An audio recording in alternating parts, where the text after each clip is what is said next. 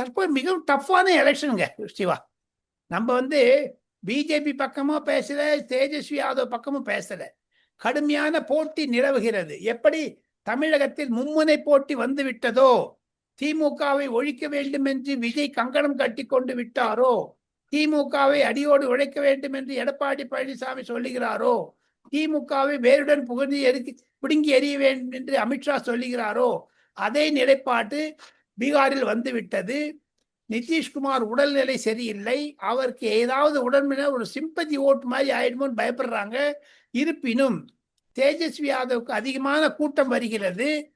பொதுமக்கள் பாரதிய ஜனதா கட்சி விரும்புகிறார்கள். அதில் பிரசாந்த் கிஷோர் என்பவர் மூன்றாவது சக்தியாக ஓட்டை பிரிக்க பார்க்கிறார். இதெல்லாம் வச்சு பார்த்தீங்கன்னா பீகார் டஃபா இருக்கு. ஆனால் பிஜேபி ஜெயிக்குங்க. ஸ்லைட் மார்ஜின்ல ஜெயிக்க சான்ஸ் இருக்குங்க.